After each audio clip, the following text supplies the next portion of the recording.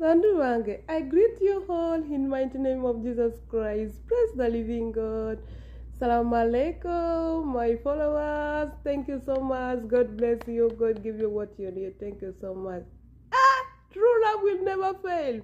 Bogo bogo, Chiagulanyi, Centramu, Bubi, akomi yo Morocco. Kurika yo baba. Soko komi yo mulunji mukama kumeko gwe. Uli mulunji baba. Thank you so much. Babu mako Bobby. Internet jude. Ono pasta bolingo nanga. Bolingo gena weo na pana nanga weo. Sawa zinaliku kaba. Ali mucheyo mwaka musambu. Ayagala kulawa kwa abana. Sekadama pasta bolingo akaba kwa abana. Talawa kwa abana be. Choka bubulina abana be. Bubulina abana balenzi babiri bamwala babiri. Ba sente za gavi ezabalwadde basirimu nga nawe na sirimu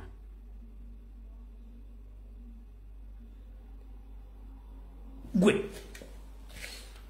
mubadde mukimanyi Mike Mukula Janet Kataha n'omugenzi Teddy Sezikyeye baba sente za gavi ezaali ezabalwadde basirimu kati gwe omubbi kondo ogenda kuwulira kyensi Mike Mukula wabba sente za gavi fund ne Janet Kataha Museveni ne Teddy Sezikyeye ne muleka abalwadde basirimu n'akafuba baffe oyogera ki mu public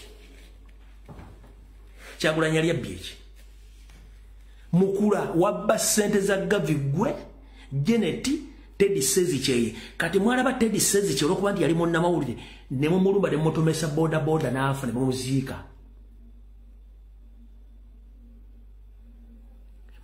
mwababba sente za gavi fund abasatu omu mwamulyamu olukwe Teddy Sezikyeye munnamawulire ne mumutta mwamutomeseza boda ne mumutta mune musigadde mukama ojine ne Museveni muli mukubba sente z'abantu ngate sente zaali z'abalwadde basirimu nga nawe olwadde basirimu n'akafuba n'ebirwadde bira ne muzibba abantu aba basatu gwe tewagenda mukomera Teddy Sezikyeye baamusiba mpaka kuwulira bubi ne Janet yagenda mukomera kati ng'ojjawo ng'oyogera mu bantu gwe Mukula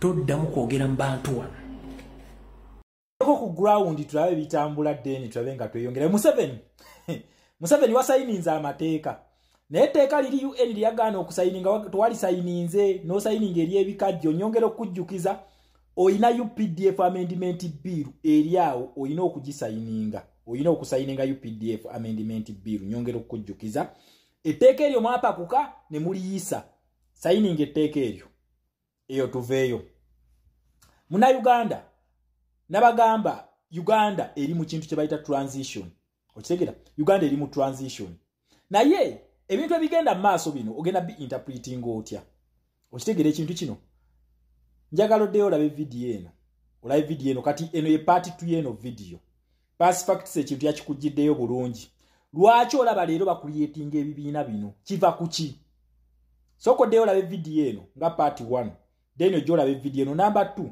oba toyina budde bumalayo video eno gireke kubanga egenda kwetaaga omuntu omugumikiza okusobola okutegeera kyengira kubanga Museveni ono azenga atusiwaza niwe tunaamanyanga muvuze zaazannya tugenda kumwetegekera nabagambye history waffe alina okukyukamu okitegeera ekintu ekyo history alina okukyukamu kakati kiki ekigenda maaso mu Uganda ne mu revolution yaffe Museveni ono ali mu creating bina wano past facts akugambye lwaki Museveni akozesa weak candidate strategy agikozesa atya okitegeera Museveni ono yayitanga Bakatumba oye ng'akimanyi tebasobola kuwangula ng'akimanyi then naye okwagala olw'okubanga abadde atufugira mu system gye bayita faked democratic system aleeta Bakatumba oye bano babeerewo nga illusion okusiba international community nti democracy yabadde akola ki buli omu yamwesimbyeko era akalulu kabadde free and fair number 2 okudividinga obululu naye ate ekintu kino ku luno olwaleero kikyuseemu simanyi bamwakyetegereza nti Katumba oye owa mu revolution eyaffe ate agenda kubeera Muhammad Nsereko bebano wano bakuyetinze ebibiina byabwe bajjanga ba candidate nga ba presidential candidate wano nkutereddewo DP kuba tetunamanya kyavudde mutabamiruka waabwe then nkutereddewo PFF tetunamanya ani gwe baleeta ne bino ebibiina kwetedde ani gwe baleeta Nsereko nga presidential candidate Mathias Mpuuga then ne UPC leeta akera abantu bano bebabadde leading opposition naye ku luno basazeewo kujjanga ba weak candidates in a weak candidate strategy Past facts yakunyonyodde. Lwaki abantu bano basazeewo bajje? Nkugambye mabegaawo Museveni abadde atufugira mu kintu kibayita faked democratic system yabadde atufugiramu. Kati abantu bano nga bakimanyi kino ne banajja mu kalulu results zigenda kusigala kyekimu. Otegere kintu ekyo tezigenda kukyuka, zigenda kusigala kyekimu. Yensonga lwaki babadde nga baleeta ba candidate bajje ba contesting ne Museveni just kubika illusion kulaga international commitment ya kalulu kabadde kabaddewo. Naye nga bote bajja nga bo bali comfortable mu bifo byabwe. Leero kiki ekibataanudde okuzanya strategy z'abakatumba oye ezabakatumba oye zebazanye sawa eno. Lwaki abantu banaateka kati abadde bakulya system eri be bagituukiriza? Kankulage mu bifaananyi. Abantu bano babadde balinya be baliwo okusiriwaza fa abantu ba wansi bano nga batoka nti Museveni bakompitinga naye. Naye abantu bano ate badde basubscribinga ku ono bamuyita Kizza Besigye. Okitegera gwe badde basubscribingako. Kati nti bano bonna okumala okusiriwaza ffe tulonda bano ne tubaleeta. Kati bano keka group akabaddewo ku strategy ya Museveni ya fake democratic system. Kati bano nga bayina leader waabwe abaddewo nga opposition ono Besigye. Then Besigye mu kusiriwaza mu system nga reportinga wani wono Museveni mu makati. Then Museveni ate ye mu system n'asiriwaza abaki abazungu. Okitegera ekintu ekyo nkuddiramu katono njagala wetegereza akantu kano. Bano babaddewo nga baleeta ba candidate okusiriwaza abantu byakalulu gyekali naye nga bo tebajja bali comfortable nga bannayuganda mugamba lwaki Elias Lukwago tegenda neyesimba kuba president, lwaki Mpuuga tajja, lwaki Nsereko tajja? Kubanga system bakimanyi nti batuzanyira ki comedy. Naye nga abantu bano basubscribinga kwani ku Besigye yabaddewo nga leader of opposition. Ate nga Besigye asubscribinga kwani ku Museveni, alipotinga wa Museveni. Then Museveni na reportinga kuki ku bazungu abazimba system eno bagita colonial administration system. Okitegera na reportinga. Kati ffe wetwajja ababi nga tukulembeddwa Kyagulanyi wetwajja. Kati ffe twagaana okuyita mu gino emitendera gyonna gino gituze wa then Museveni atureporting wano. Twagamba nedda katugende ku bannannyini system bano. Kati kitegeeza abo woba ogikuba okuva wano ejjabuzi straight kwani ku Kyagulanyi. Kitegeeza tulwanyisa system yabwe eri fake. Then kakati woba oyagala answer eyo olina okuddayo eri mwaka gwa 1962 kyekyatuukawo. Ekintu kino nkugaa kyatandika mwaka gwa 1958 wekibeererawo kubanga tukozesa 3 is. Wano webaliramu Bendikito Kiwanuka Olukwe nabagambe history omwali n'okukyuka.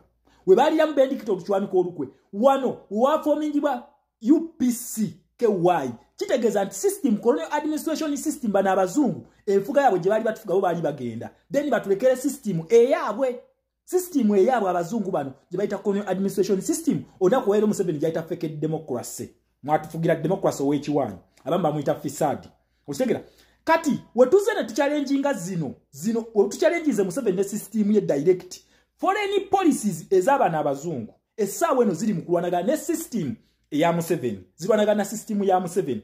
Kati olwokubanga zino policies bano colonial administration system zino z'amaanyi ku system yennyini kwaze ezaateekawo system eno erina okugwa. System ya Museveni erina okukola ki? Erina okugwa gye yazimba fake democracy nakugamba etandikira ku muntu wa wansi n'oleeta bano bamuwadinsereko ne banene basubscribing wa Besigye n'asubscribing wa Museveni, then Museveni n'asubscribing wa bazungu. Kati ffe twabigaana okwetooloola eno tugamba nedda tubeera direct kubanga twagala system entuufu. Kati olwokubanga system eno eri weak ku policies zino, system eno erina okugwa. Then system eno weebeegwa ogenda mu kintu kye bayita climax ya system. Kati climax ya system eno yensonga lwaki bano essaawa eno bawika candidates past facts bayogeddeko mu part 1 bawika candidates ku luno ate babadde ba leaders aba opposition. Okategedde bano bawika candidates lero baleese be babadde ba leaders ba opposition nga luli ogamba okwagala okwesimbawo olina okuyita Elias Lukwago, Muhammad Nsereko, Bampuuga, Besigye nga gy'oyita ba campaigningireko osobole okufuna amasannyalaze. Ffe ne tugamba nedda amasannyalaze gali ku muntu wa wansi. Kakati olwokubanga eno system erina okugwa erina okuleeta bonna abadde bagikolera mu system bagwe. Okitegera balina okugwa ne system gye bayita NRA oba NRM balina okugwa ne system eveewo ffe then tuzimbe eyaffe ife wano kubanga kati ffe system eyaffe ediringa direct ne colonial administration oba fake democratic system. Colonial administration system ediringa direct ne yaffe democratic system. Kati kitegeeza nti ffe tulina okuzimba system empya. Kati eno fisadi oba fake democracy ya Museveni n'akabinja ke erina okukola ki? Erina okuvaawo. Yensonga lwaki essaawa eno ekuleetedde ba key players abadde bazannya wa mu democratic eri mu fake democratic system eya Museveni. Mutegere ekintu ekyo. Kati erina okugwa ne bano. Then kati wemala okugwa ne bano ekintu kye bakoze Museveni ayagala tuzimbiramu system. Kitegeeza nti bano bali mu kuzimba ekintu kye bayita opposition eya National Unity Platform. Kati bakitegedde nti egenda kubeera government. Yensonga waki basaanyawo ebibiina biri key political parties ze babadde nazo. Okitegera ze babadde nazo eziplayinga comedy wa Museveni fake democratic system. Kati bakulaga nti zivuddewo. Ebibiina biri babijjewo ne bakuliyetinga ebibiina ebipya kubanga mu system gye tuli mweno ekkiriza mu kintu kye bayita multipartism oba multiparty system. Kakati zino coalition ze bali mu kola eza UPC ne KY. Nekye ekyakozesa coalition eyo awe wali ekinyusi. Coalition zino zaakolebwa okusobola okusuula Bendikito Kiwanuka. Bendikito Kiwanuka n'okusabotaginga akalulu ka Bendikito Kiwanuka. Kakati wali niwe tudde emabega historically twakyusa ebintu ebyo. One twabikyusizaawa. Twasooka ne tukyusa ne tugamba tugenda mu alliance namwe. Kitegeeza nti alliance ya KY ne UPC twagigaana. Kati bo bagikoze. Bo alliance naye nga bakoze alliance eno ng'efevalinga system. Bano bagenda kwegatta. Bagenda kola ka coalition kaabwe. Oba baleta candidate omu oba bajjenga we bajja. Okitegere ekintu kino ne musubire coalition. Eyabano abali mu fake system. Okitegere ekintu ekyo. Kati twagiganye. Then number 2, policies zino twagenda direct. Tetwetoloola. Bino ebyokwesibira mu nju ne Apollo Milton Obote twabigaana. Ne tubagamba mujje mu light. Apollo Milton Obote amalasa anyewaani Kabaka Sir Edward Luwangula Muteesa owokubiri. Ekyo nakyo twakiganye. Then lero number 3. Obufere obwali emmengo obwatomeza Sakabaka Edward Luwangula Muteesa owokubiri agwe mu mbiza abazungu ate nabo twabufeze twabakoze ki twabagobye ke kafere kano kamayiga twakagobye nako kagenda ne system. Kati kitegeeza nti obwakabaka bonna bubadde bwetooloddwa obufere bwa system eno. Kati kitegeeza nti abafere abali emmengo abali ebusoga bano bamuva wala kamayiga ke Buganda ne bali abamwa obugabe bwa nkole n'obwakabaka obusigadde bagenda genda ne system. Then tuzimba system empya okuva mu culture, economic ne political system. Then eno system enkadde erina okukola ki? Erina okugwa. Then number 2, Munnayuganda kyotalina kwerabira.